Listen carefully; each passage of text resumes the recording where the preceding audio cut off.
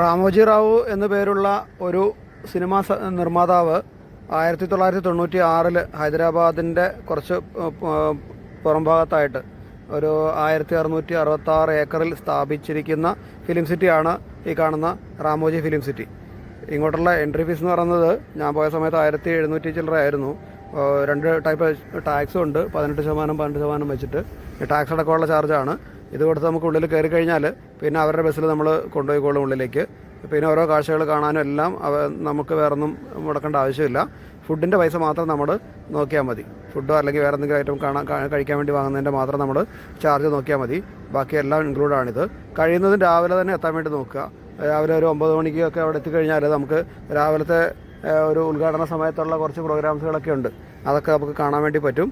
അതിനുശേഷം ബസ്സിൽ അവിടെ എല്ലാം കറങ്ങി കാണാനും പറ്റും. ഞങ്ങൾ ചെല്ലുമ്പോഴത്തേക്ക് ഒരു 10 മണി 10:30 ആയിരുന്നു. അതുകൊണ്ട് ഉദ്ഘാടന സമയത്തുള്ള കാഴ്ചകൾ നമുക്ക് കാണാൻ വേണ്ടി കഴിഞ്ഞില്ല. എങ്കിലും രാത്രി ഒരു 8:30 വരെ 9 മണി വരെ കണ്ടാണ് അവിടെ മൊത്തം ടൈം. 8:30 വരെ അവിടെ നിന്നുള്ള കാഴ്ചകൾ കാണാൻ വേണ്ടി സാധിച്ചു.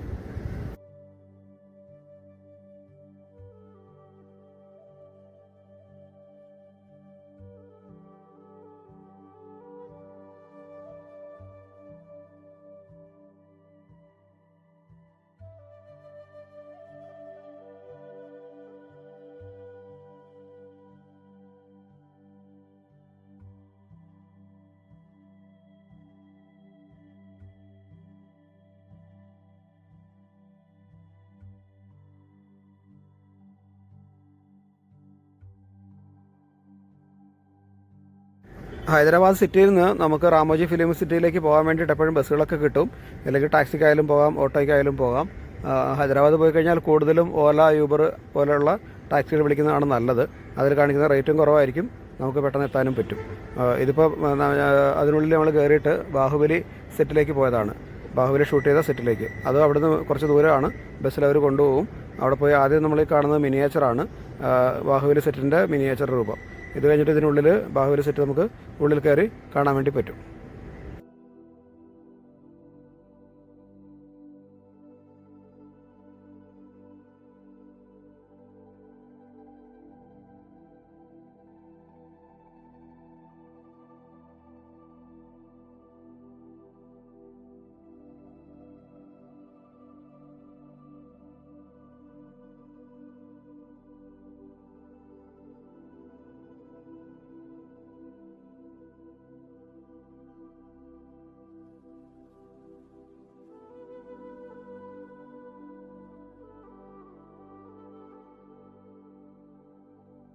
നല്ല വിസ്തൃതിയായിട്ടുള്ള ഒരു വലിയൊരു ഏരിയയിൽ ശരിക്കും ബാഹുബലിയിലെ ആ കോട്ടകളുടെ ആ ഒരു ഭംഗി അതേപോലെ തന്നെ നിർമ്മിച്ച് വെച്ചിട്ടുണ്ട് അവർ.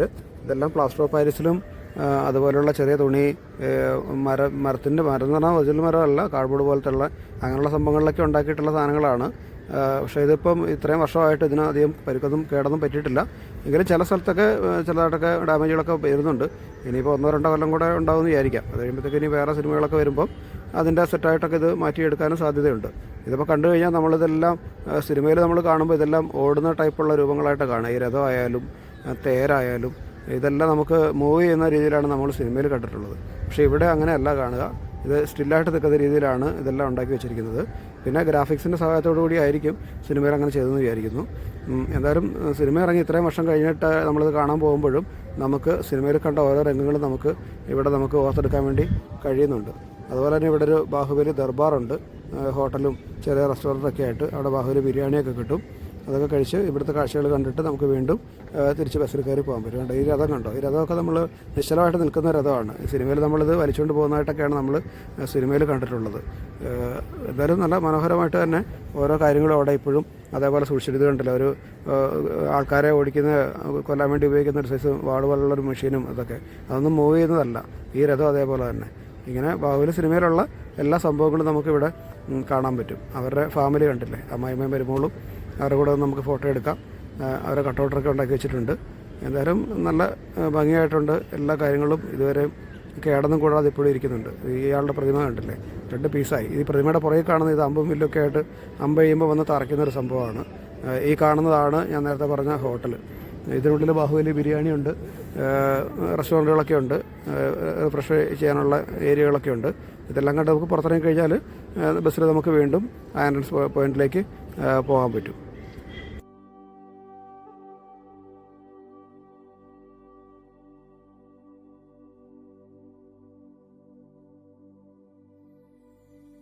ബാഹുബലി സെറ്റ് കണ്ട് തിരിച്ച് വീണ്ടും നമ്മൾ എൻട്രൻസ് പോയിന്റിൻ്റെ അവിടെ എത്തിക്കഴിഞ്ഞാൽ, അതായത് മെയിൻ എൻട്രൻസ് പോയിന്റ് അല്ല, ഈ റാമോജി ഫിലിം സിറ്റിയുടെ ഉള്ളിലുള്ള പോയിന്റ്, അവിടെ എത്തിക്കഴിഞ്ഞാൽ ഈ ബസ് കിട്ടും.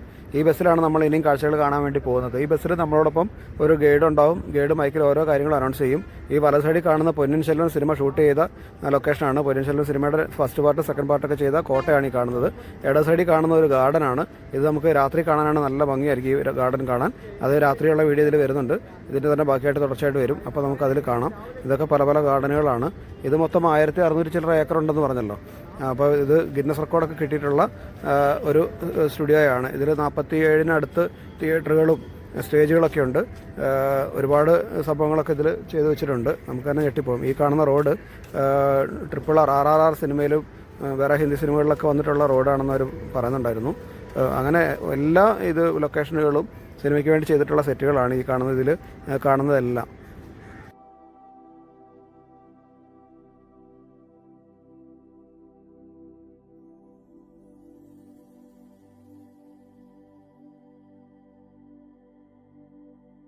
ഇപ്പോൾ ഈ ഇട സൈഡിൽ കാണുന്നതുണ്ടോ, ജയ്പൂരൊക്കെയുള്ള കോട്ടകളുടെ മോഡലിലുള്ള സെറ്റൊക്കെ ഇട്ട് വെച്ചിരിക്കുന്നത്. ഇതും അതേപോലൊരു ഏതോ സിനിമയുടെ സെറ്റാണ്. ഇതൊന്നും കണ്ടു കഴിഞ്ഞാൽ നമുക്ക് സിനിമയുടെ സെറ്റാണെന്ന് തോന്നില്ല. അതേ രീതിയിലാണ് ഒറിജിനാലിറ്റി നന്നായിട്ട് ഫീൽ ചെയ്യും. ഈ കുറച്ച് മുന്നിൽ വെള്ള കളറിൽ കാണുന്നത് അതൊരു പള്ളി ആയിട്ടും കാണാം. അതിൻ്റെ മറുഭാഗം താജ്മഹലിൻ്റെ ഫ്രണ്ട് വ്യൂ ആയിട്ടും കാണാമെന്ന് ഇവർ അനൗൺസ് ചെയ്യുന്നുണ്ടായിരുന്നു. ഈ വല സൈഡിൽ കാണുന്ന ബിൽഡിങ്ങുകൾ ഏതോ ഹിന്ദി സിനിമയിൽ നായികയുടെ വീടായിട്ടും മാർക്കറ്റൊക്കെ ആയിട്ടൊക്കെ ഉപയോഗിച്ചിരുന്ന ലൊക്കേഷനായിരുന്നു. ഇത് കണ്ട് ഇതിൻ്റെ ഭിത്തിയൊക്കെ കണ്ട് ഇടയ്ക്കൊക്കെ പൊളിഞ്ഞൊക്കെ വരുന്നുണ്ട്. ഈ ഭാഗം കണ്ടു കഴിഞ്ഞാൽ ശരിക്കും മുസ്ലിം പള്ളി. ഇതിൻ്റെ മറുഭാഗം താജ്മഹലിൻ്റെ ഫ്രണ്ട് വ്യൂ ആയിട്ടാണെന്നാണ് അവർ പറഞ്ഞത്.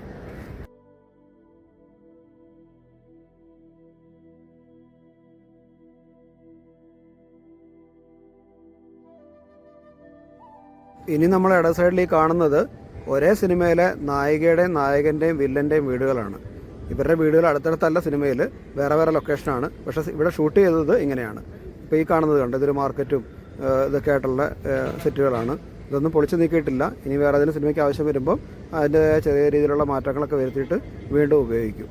ഇത് പുഷ്പ 2-ലൊക്കെ ഉപയോഗിച്ചിട്ടുണ്ടെന്ന് അവർ പറയുന്നുണ്ടായിരുന്നു ഈ ഏരിയയൊക്കെ. പിന്നെ ഇതിനുള്ളിലേക്ക് ഇനിയും കയറി കഴിഞ്ഞാൽ ഒരു ജയിൽ കാണാം. ഇപ്പോൾ ഒരു മല കണ്ടോ, മുകളിലൊരു മലയും പാറമടയും, ഇതൊക്കെ നമുക്ക് ഓരോ സിനിമയ്ക്കും ആവശ്യത്തിന് രീതിയിൽ ഉപയോഗിച്ചിട്ടുണ്ട്. ഇപ്പോൾ ഈ കാണുന്നതും ഇത് തന്നെ, എല്ലാം സിനിമയുടെ സെറ്റുകൾ മാത്രമാണ്. ഈ കാണുന്ന വീട് നമ്മുടെ ചന്ദ്രമുഖി ഇല്ലേ, മണിച്ചിത്രത്താഴ്, അതിൻ്റെ ഹിന്ദി വെർഷൻ്റെ രാമനാഥൻ എന്ന് പറഞ്ഞ കഥാപാത്രം ഉണ്ടല്ലോ, രാമനാഥൻ, അയാൾ താമസിച്ച വീടാണ്. അതുപോലെ തന്നെ ദൃശ്യം ഹിന്ദിയിൽ ചെയ്തപ്പം ഉപയോഗിച്ചിരുന്ന പോലീസ് സ്റ്റേഷൻ അത് ഉണ്ട്. അതിലുള്ള ദൃശ്യത്തിലുള്ള വീട് മലയാളത്തിലുള്ള ദൃശ്യമല്ല, ഹിന്ദി ദൃശ്യത്തിൻ്റെ. അങ്ങനെ എല്ലാം ഒന്നും നശിപ്പിച്ചിട്ടില്ല, അതെല്ലാം അങ്ങനെ തന്നെയുണ്ട്. ഈ കാണുന്നതാണ് ഇനി ഒരു ജയിലിനുള്ളിലേക്കാണ് പോകുന്നത്. ശരിക്കും കണ്ട ജയിലിൻ്റെ അതേ ഫീലാണ് ഉള്ളിൽ. ജയിലിൻ്റെ സീന് വരുന്ന സിനിമകൾ വരുമ്പോൾ ഇവിടെ ജയിലായിട്ട് നമുക്കിത് ഉപയോഗിച്ച് ഷൂട്ട് ചെയ്യാൻ പറ്റും. അങ്ങനെ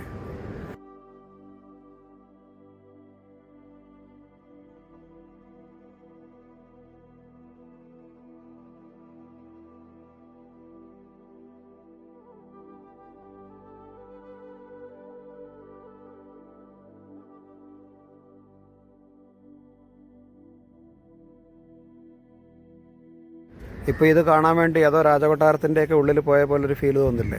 ഇത് ഭാഗവതത്തിൻ്റെ സെറ്റാണ്. ഭാഗവതം ടെലിസീരിയലാണോ സിനിമയാണോ എന്നറിയില്ല. ഭാഗവതത്തിൻ്റെ സെറ്റാണെന്നാണ് അവർ പറഞ്ഞത്. പഴയ രാജകൊട്ടാരങ്ങളുടെ ഉൾഭാഗവും മന്ത്രിമാരും രാജാക്കന്മാരൊക്കെ ഇരിക്കുന്ന ഇതും എല്ലാം തന്നെ ഇപ്പോഴും വെച്ചിട്ടുണ്ട്. ഇത് വലിയൊരു ഓഡിറ്റോറിയമാണ്. ഈ ഓഡിറ്റോറിയത്തിൻ്റെ ഉള്ളിൽ മഴ പെയ്ത് കഴിഞ്ഞാലൊന്നും നനയില്ല. ആ രീതിയിൽ പഴയ രാജകൊട്ടാരത്തിൻ്റെ ഉൾഭാഗങ്ങൾ എങ്ങനെ ഉണ്ടാവുമോ, മന്ത്രിമാരിരിക്കുന്നത് എല്ലാം അതേപോലെ തന്നെ സെറ്റ് ചെയ്ത് വെച്ചിട്ടുണ്ട്. ഇത് നമുക്ക് ഉള്ളിൽ കൂടെ കയറി നമ്മൾ പോകുന്ന ബസ് അവിടെ നിർത്തി അവർ കാര്യങ്ങൾ പറഞ്ഞു തരും. ഉള്ളിൽ കയറി കണ്ട് നമുക്കങ്ങനെ പുറത്തിറങ്ങി ചായ കുടിക്കണമെങ്കിൽ ചായ കുടിക്കാനുള്ള സംവിധാനമൊക്കെ അവിടെ ഉണ്ട്. അത് കഴിഞ്ഞ് വീണ്ടും അടുത്ത ബസ്സിൽ കയറി നമുക്ക് വീണ്ടും പോകാൻ വേണ്ടി പറ്റും.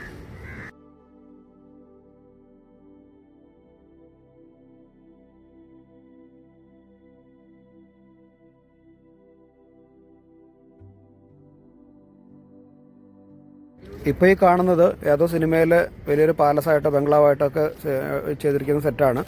ഇവിടെ തന്നെ ഒരു ബാറിൻ്റെ കൗണ്ടറും ഉണ്ട്. പഴയ ടൈപ്പുള്ള ബാർ കൗണ്ടർ അതും സെറ്റ് ചെയ്തിട്ടുണ്ട്. അതിൻ്റെ ബാൽക്കണികളുണ്ട്. രണ്ട് സൈഡിലും സ്റ്റെപ്പായിട്ടുള്ള പാട്ട് സീനിലൊക്കെ നമ്മൾ കണ്ടിട്ടുള്ള രീതിയിലുള്ള പഴയ ടൈപ്പുള്ള പാട്ട് സീൻ ഇത് കണ്ടില്ലേ, രണ്ട് സൈഡിലും സ്റ്റെപ്പും ഇതിനുള്ളിലൊരു ബാർ കൗണ്ടറാണ് ഈ കാണുന്നത്. ഇതൊക്കെ ആയിട്ട് നല്ല മനോഹരമായിട്ട് ഇതും ചെയ്തിട്ടുണ്ട്. ഇത് ആ ഭാഗത്തിൻ്റെ സെറ്റ് ഉള്ള പോലെ തന്നെ വലിയൊരു ഓഡിറ്റോറിയമാണ്. ഇത് ഓരോ സിനിമയുടെ അതിനനുസരിച്ച് അതിൻ്റെ ആ കഥയ്ക്ക് എന്താണോ വേണ്ടത് അതിൻ്റെ രീതിയിൽ ഇത് മാറ്റം വരുത്തി ചെയ്യുന്നതായിരിക്കും ഇത്. പിന്നെ ഈ കാണുന്നതുണ്ടോ, ഇത് കണ്ടു കഴിഞ്ഞാൽ നമ്മൾ എന്ത് വിചാരിക്കും, ഒരുപാട് വീടുകൾ, പല ടൈപ്പ് വീടുകളുള്ള ഒരു സ്ട്രീറ്റ്. ഇതെല്ലാം സെറ്റാണ്. ഇതൊന്നും ഒറിജിനൽ വീടുകളല്ല, താമസമില്ല.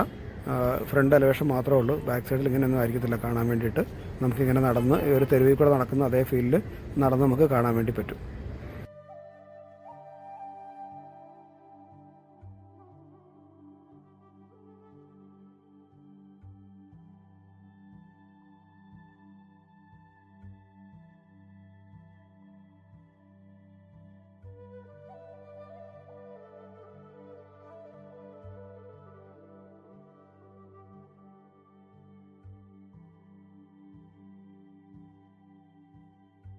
ഈ റാമോജി ഫിലിം സിറ്റിയിൽ ആദ്യമായിട്ട് ഷൂട്ട് ചെയ്ത മലയാള സിനിമ പത്രം ആണെന്ന് ഇതിവിടെ പറയുന്നുണ്ടായിരുന്നു.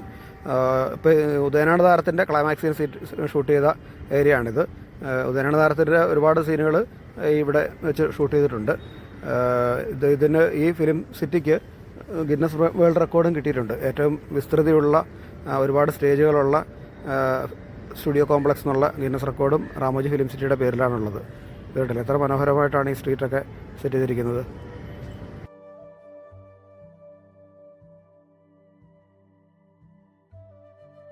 ഇവിടെ ഈ സ്ട്രീറ്റിൽ നമുക്ക് പല രീതിയിലുള്ള നിർമ്മിതികൾ കാണാൻ പറ്റും. വീടുകൾ, പല മോഡലുകളുള്ള വീടുകൾ. അത് ഓരോ സിനിമയ്ക്കും എന്താണോ ആവശ്യമുള്ള അതിനനുസരിച്ച് രീതിയിൽ ഷൂട്ട് ചെയ്യാൻ വേണ്ടിയിട്ടുള്ളതായിരിക്കും. സ്ട്രീറ്റായിട്ടായാലും അല്ലെങ്കിൽ സിംഗിൾ വീടായിട്ടായാലും എന്തായാലും നല്ല മനോഹരമായിട്ടുണ്ട്. ഇപ്പോൾ നമ്മൾ കണ്ടില്ല, ഒരു ഗോവ ഇൻ്റർനാഷണൽ എയർപോർട്ടിനുള്ളിലേക്ക് എത്തി. എയർപോർട്ടിൻ്റെ സെറ്റാണ്. എയർപോർട്ടിൻ്റെ ഉള്ളിൽ കയറുമ്പോൾ എങ്ങനെയാണോ ഉണ്ടാകുക അതേപോലെ തന്നെ ഇവിടെ സെറ്റ് ചെയ്തിട്ടുണ്ട്. ഇതിൽ നിന്ന് നമുക്ക് കയറി ഫ്ലൈറ്റിനുള്ളിലേക്ക് കയറുമ്പോൾ എങ്ങനെ ഉണ്ടാകും അതുമുണ്ട്. ഫ്ലൈറ്റിനുള്ളിലേക്ക് കയറി പോകുമ്പോൾ ഉള്ളൊരു വഴിയില്ലേ, ആ വഴിയും അതേപോലെ തന്നെ സെറ്റ് ചെയ്തിട്ടുണ്ട്. അങ്ങനെ റെയിൽവേ സ്റ്റേഷനുണ്ട്. ട്രെയിനൊക്കെ ഇഷ്ടംപോലെ ബോഗികളുള്ള ട്രെയിനും കിടക്കുന്നുണ്ട്, അതും നമുക്ക് കാണാൻ പറ്റും. ഇതിപ്പം എയർപോർട്ടിൻ്റെ ഉൾഭാഗം. ഇതിൽ നമ്മൾ ഇത് ഫ്ലൈറ്റിനുള്ളിൽ കയറി. ഇവിടെ ഇരിക്കുന്നിടത്ത് ഫോട്ടോയും വീഡിയോ എടുത്തു കഴിഞ്ഞാൽ ഇത് ഫ്ലൈറ്റിനുള്ളിലെന്ന് അല്ലെന്ന് ആരെങ്കിലും പറയുമോ? അത്ര പെർഫെക്റ്റായിട്ടാണ് ഓരോ കാര്യങ്ങളും ഇവിടെ ചെയ്തിരിക്കുന്നത്. ഇത് കഴിഞ്ഞിറങ്ങിയിട്ട് വീണ്ടും നമ്മൾ ആ എൻട്രൻസ് പോയിൻറ്റിലേക്ക് നമ്മൾ വണ്ടി എവിടെ നിന്നാണോ കൂട്ടിയത് ആ ഏരിയയിലേക്ക് പോയി. പൊന്നു ശെൽവത്തിൻ്റെ ലൊക്കേഷനാണെന്ന് പറഞ്ഞില്ല, അത് ആ ഗാർഡൻ ഇതെല്ലാം കണ്ട് നമ്മൾ കറങ്ങിയിട്ട് വീണ്ടും ആ ഏരിയയിലേക്കുള്ള കാഴ്ചകൾ കാണാൻ വേണ്ടിയിട്ട് പോയിക്കൊണ്ടിരിക്കുകയാണിപ്പോൾ.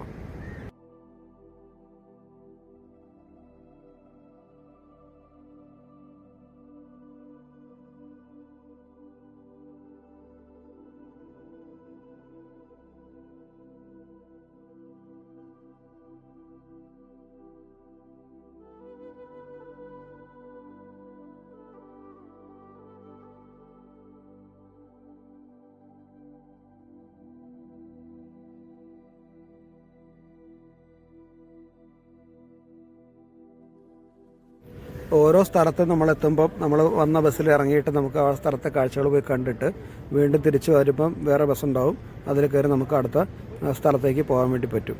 നല്ല റോഡ് സൈഡിലൊക്കെ ഉണ്ട് നല്ല മനോഹരമായിട്ടുള്ള പൂക്കളും ഗാർഡനുകളൊക്കെ. നമ്മൾ ഈ ബസ് ഇറങ്ങിയിട്ട് വീണ്ടും നമ്മളിനിയും അടുത്ത ഒരു സ്ഥലമുണ്ട്. അവിടെ ജയ്പൂർ കോട്ടയുടെയൊക്കെ മാതൃകയിൽ ഉണ്ടാക്കി വെച്ചിട്ടുണ്ട്. ഇത് ശരിക്കും ഒറിജിനൽ ബിൽഡിംഗ് പോലെ തന്നെ ഉണ്ടാക്കിയതാണ്, സെറ്റായിട്ട് ഇട്ടതല്ല. ഇത് റാമോജി ഫിലിം സിറ്റിയുടെ കുറച്ച് ഉയരത്തിലുള്ളൊരു ഏരിയയാണ്. ഇവിടെ നിന്ന് നോക്കിക്കഴിഞ്ഞാൽ താഴേക്ക് കാണാനായിട്ട് ഫിലിം സിറ്റിയുടെ ഉൾഭാഗം എല്ലാം നല്ല മനോഹരമായിട്ട് കാണാം. ലൈറ്റ് രാത്രിയിലൊക്കെ ആണെങ്കിൽ നല്ല ഭംഗിയായിരിക്കും ലൈറ്റൊക്കെ വരുമ്പോഴത്തേക്ക്. നമ്മൾ വൈകുന്നേര സമയത്തായിരുന്നു പോയത്. അതുപോലെ തന്നെ ഇതിനുള്ളിൽ ഫുഡ് കഴിക്കാൻ വേണ്ടിയിട്ട് വെജും നോൺ വെജും ബുഫയും ഒക്കെ കിട്ടുന്ന ഒരുപാട് ഹോട്ടലുകളൊക്കെ റെസ്റ്റോറൻറ്റുകളൊക്കെ ഉണ്ട്. അത്യാവശ്യം റേറ്റ് നല്ല കൂടുതലുണ്ട്. ഒരാൾക്ക് എന്തായാലും ഒരു 400 രൂപ ഒക്കെ വരും. വെജായാലും നോൺ വെജായാലും അത്രയും റേറ്റൊക്കെ ഉണ്ട്. ഫുഡ് കഴിക്കുന്ന സമയം നമ്മൾ ഗ്യാപ്പ് നോക്കി കഴിക്കുക, വീണ്ടും നമ്മൾ യാത്ര തുടരുക. അങ്ങനെയാണ് ഞങ്ങൾ ചെയ്തത്.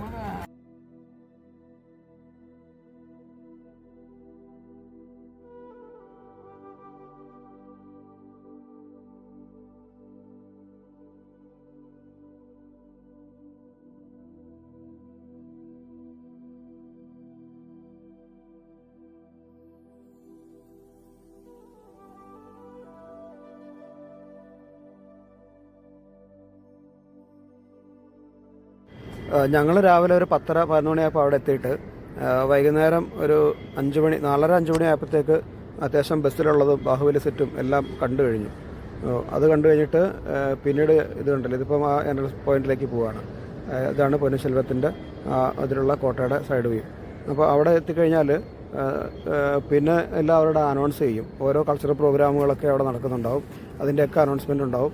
അപ്പോൾ അതിൻ്റെ ടൈം നോട്ട് ചെയ്തിട്ട് നമുക്ക് അങ്ങോട്ട് പോയി കഴിഞ്ഞാൽ ആ സ്റ്റേജിൽ പോയിരുന്നു കഴിഞ്ഞാൽ നമുക്ക് ആ ഭംഗിയുള്ള ഇതേപോലുള്ള ഡാൻസുകൾ ഒരുപാട് പ്രോഗ്രാമുകൾ അവിടെ നടക്കും. ഇതൊക്കെ നമുക്ക് നന്നായിട്ട് കണ്ട് ആസ്വദിക്കാൻ വേണ്ടി പറ്റും. ഓരോ ടൈമിലാണ് ഇതെല്ലാം ഈ ഷോ എല്ലാം തുടങ്ങുക. ഇതെല്ലാം വലിയ വലിയ ഓഡിറ്റോറിയങ്ങളാണ്. അതിൽ നിറച്ച് സീറ്റിംഗ് കപ്പാസിറ്റിയൊക്കെ ഉണ്ട്. ഒരു ഷോ കഴിയുമ്പോൾ അടുത്ത ഷോ അടുത്ത വേറൊരു സ്റ്റേജിൽ തുടങ്ങും. അങ്ങനെ നമുക്കിതെല്ലാം കണ്ട് ആസ്വദിച്ചിട്ട് ഇരിക്കാനും പറ്റും. ഇതെല്ലാം കൂടുതൽ ഈവനിങ് ടൈമായിരിക്കും ഉണ്ടാകുക. രാവിലെയുള്ള ടൈമുകളിൽ നമ്മൾ മറ്റുള്ള കാഴ്ചകൾ ബസ്സിൽ പോയി കറങ്ങി കാണാൻ വേണ്ടി പോകും.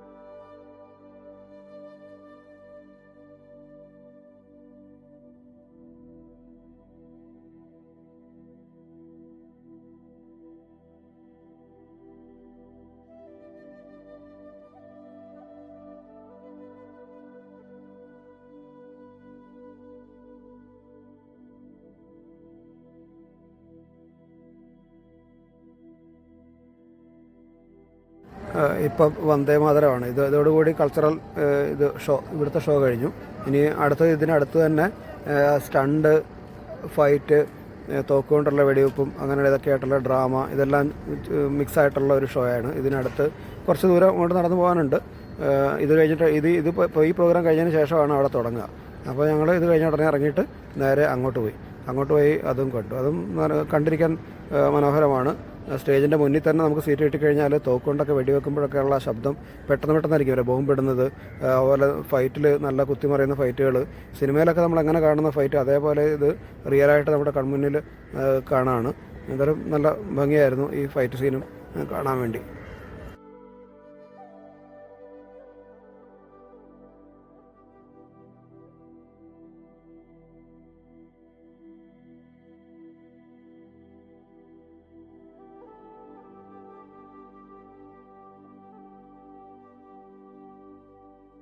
ആ ഷോയും കൂടെ കണ്ടിറങ്ങിയപ്പോഴേക്ക് സന്ധ്യയായി.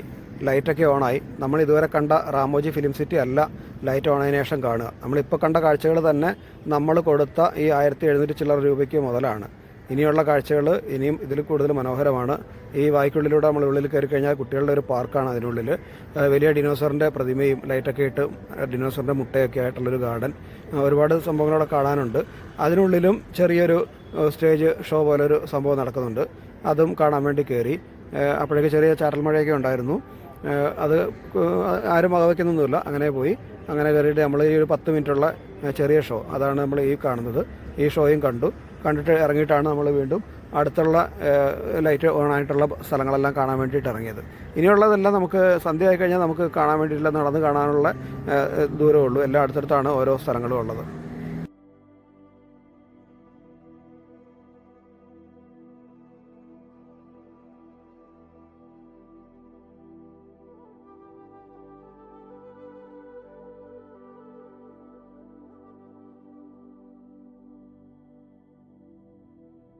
ഇത് നമ്മൾ നേരത്തെ കണ്ട പൊന്നിയിൻ സെൽവൻ സിനിമ ഷൂട്ട് ചെയ്ത ആ കോട്ടയുടെ ഭാഗമാണ്. ഇതൊരു ശരിക്കൊരു സ്റ്റേജാണ്. സ്റ്റേജും ഇത് ആൾക്കാർക്ക് ഇരിക്കാനുള്ള സ്ഥലങ്ങളും അതിൻ്റെ കൂടെ തന്നെ വാട്ടർ ഫൗണ്ടനും എല്ലാം സെറ്റ് ചെയ്തിട്ടുണ്ട്. വലിയ വലിയ സ്റ്റേജ് ഷോ ഒക്കെ ഇവിടെ വെച്ച് നടക്കാറുണ്ട്. ഇവിടെ വെച്ചാണ് നടക്കാറുള്ളതെന്ന് അവർ പറഞ്ഞിരുന്നു. അങ്ങനെ നടത്തും. അല്ലെങ്കിൽ ലൈറ്റൊക്കെ ഇട്ട് കഴിഞ്ഞാൽ നമുക്ക് ഇതിനുള്ളിൽ കയറിയാൽ വാട്ടർ ഫൗണ്ടനൊക്കെ ആയിട്ട് നല്ല ഭംഗിയാണ് ഇവിടെയും കാണാൻ.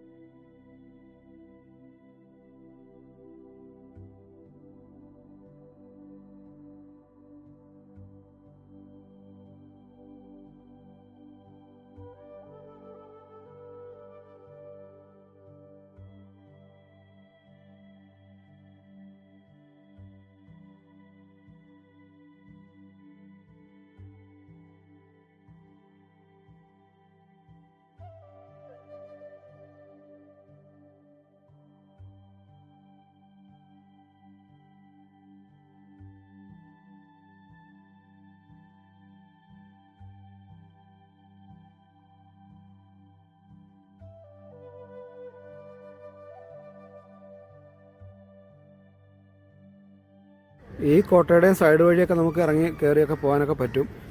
ലാസ്റ്റ് ഭാഗത്തേക്ക് പോകാം. എല്ലാ ഭാഗത്തും ഇതിൻ്റെ മുകളിൽ കൂടെ എല്ലാം പോകാൻ വേണ്ടി പറ്റും. ഇതിപ്പോൾ ഒരു മ്യൂസിക്കൽ ഗാർഡനാണ്. നമ്മൾ പകൽ കണ്ടിരുന്നു. ഇത് രാത്രി ലൈറ്റ് ഇടുമ്പോൾ ഭംഗി ഉണ്ടാകുമെന്ന് പറഞ്ഞ അതേ ഗാർഡൻ. ഇതിനുള്ളിൽ ജസ്റ്റ് കയറി ഒന്ന് കറങ്ങുമ്പോഴേക്ക് പുറത്ത് പ്ലോട്ടുകളൊക്കെ ആയിട്ട് വണ്ടിയിൽ ഓരോ പ്ലോട്ടുകളൊക്കെ സെറ്റ് ചെയ്തിട്ട് ഒരുപാട് വണ്ടികൾ അങ്ങനെ വന്നു. അപ്പോൾ ഇങ്ങനെ നിരന്ന് റോഡിൽ വന്ന് നിൽക്കുന്നുണ്ടായിരുന്നു. ഇനി അത് വിൻ്റർ ഫെസ്റ്റ് ആയതുകൊണ്ടാണെന്ന് അറിയില്ല, സാധാരണ നോർമൽ സമയങ്ങളിൽ ഉണ്ടാകുമെന്നും അറിയില്ല. എന്തായാലും ഞങ്ങൾ പോയപ്പോൾ അത് കണ്ടു. നല്ല ഭംഗിയുണ്ട്. ഓരോ വണ്ടിയിലും ഓരോ ടൈപ്പ് രൂപങ്ങളൊക്കെ വെച്ചിട്ടുള്ള ഒരുപാട് പ്ലോട്ടുകൾ.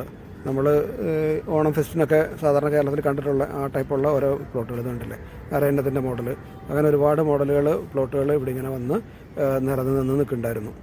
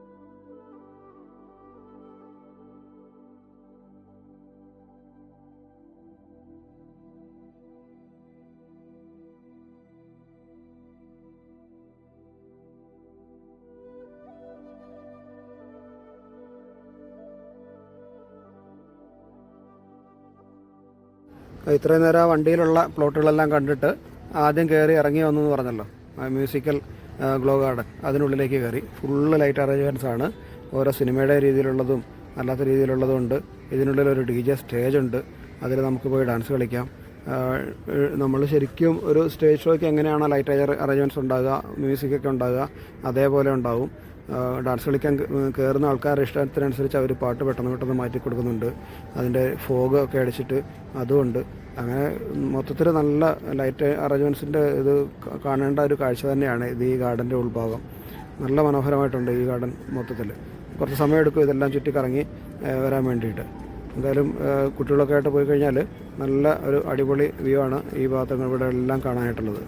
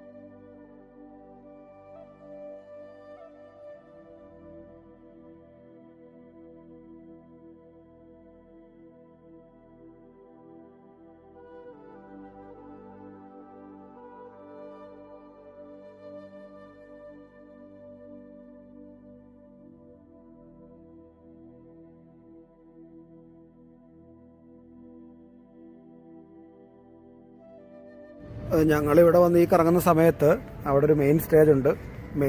സ്റ്റേജിലും കൾച്ചറൽ പ്രോഗ്രാമുകൾ നടക്കുന്നുണ്ടായിരുന്നു. അതിൻ്റെ ശബ്ദം ചെറുതായിട്ട് കേൾക്കാം. സ്റ്റേജ് ഷോ ഒക്കെ അവിടെ നടക്കുന്നുണ്ടായിരുന്നു. അത് കഴിയുമ്പോൾ തന്നെ വണ്ടിയിൽ സെറ്റ് ചെയ്തിട്ടുള്ള DJ വന്നു. DJ ഡാൻസും അതിൻ്റെ കൂട്ടത്തിൽ തന്നെ മ്യൂസിക്കും എല്ലാം ആയിട്ട് ലൈറ്റൊക്കെ അറേഞ്ച്മെൻറ്റ്സ് ആയിട്ട് വലിയൊരു ഓപ്പൺ വണ്ടി. അവിടെ നിന്ന് ചുറ്റും നിന്ന് ആൾക്കാരെല്ലാം കൂടി നിന്ന് പിന്നെ ഡാൻസായിരുന്നു. അത് കുറച്ച് നേരം ഉണ്ടാവും. അതാണ് ലാസ്റ്റ് ഷോ. അതുകൂടെ കഴിഞ്ഞ് കഴിഞ്ഞാൽ നമുക്ക് തിരിച്ച് ബസ് കയറുന്ന ആ ഏരിയയിലേക്ക് പോയി ബസ് കയറി എൻട്രൻസ് പോയിന്റിലേക്ക്, മെയിൻ ഗേറ്റിലേക്ക് നമ്മളെ കൊണ്ടുവിടും. അപ്പം ഉദയൻസ് വ്ലോഗിൽ വരുന്ന വീഡിയോ എല്ലാവരും മാക്സിമം മറക്കാതെ കാണാൻ വേണ്ടി ശ്രമിക്കുക. എന്തെങ്കിലും അഭിപ്രായങ്ങളുണ്ടെങ്കിൽ കമൻ്റായിട്ട് ചോദിക്കാം. സബ്സ്ക്രൈബ് ചെയ്യുക, ഷെയർ ചെയ്യുക, ലൈക്ക് ചെയ്യുക. എന്തായാലും ഉദയൻസ് വ്ലോഗിൽ വരുന്ന വീഡിയോ ഇത്രയും നേരം കണ്ടിരുന്നതിന് ഒരുപാട് നന്ദി. ഇത് റാമോജി ഫിലിം സിറ്റി ആയതുകൊണ്ടാണ് ഇത്രയും ലെങ്തി ആയിട്ട് എടുത്തത്. കാരണം ഇത് നമുക്ക് എല്ലാവർക്കും പോയി കാണാനുള്ള അവസരം ഉണ്ടായിന്ന് വരില്ല. അപ്പോൾ പോയി കാണാൻ പറ്റാത്തവർക്കും വീഡിയോ കണ്ടിട്ടായാലും എല്ലാം ഡീറ്റെയിൽ ആയിട്ട് കൊടുത്തിട്ടുണ്ട്. ഞങ്ങൾ പോയ സംഭവങ്ങളെല്ലാം നമ്മൾ നന്നായിട്ട് എടുത്ത് കൊടുത്തിട്ടുണ്ട്. ഇതിൽ തന്നെ ഞങ്ങൾക്ക് കാണാൻ പറ്റാതെ മിസ്സായി പോയിട്ടുള്ള ഒരുപാട് കാര്യങ്ങളുണ്ട്. നിങ്ങൾ റാമോജി ഫിലിം സിറ്റിയുടെ വീഡിയോ വേറെ ആൾക്കാർ ചെയ്തെടുത്ത് കണ്ടു കഴിഞ്ഞാൽ നമുക്ക് അതിൽ മനസ്സിലാക്കാൻ പറ്റും. അതിലുള്ള കുറേ കാര്യങ്ങൾ ഇതിൽ കാണില്ല, ഇതിൽ കാണുന്ന കുറേ കാര്യങ്ങൾ അതിലും ഉണ്ടാകില്ല. അപ്പോൾ എന്തായാലും വീഡിയോ ഇതുവരെ കണ്ടിരുന്ന എല്ലാവർക്കും നന്ദി.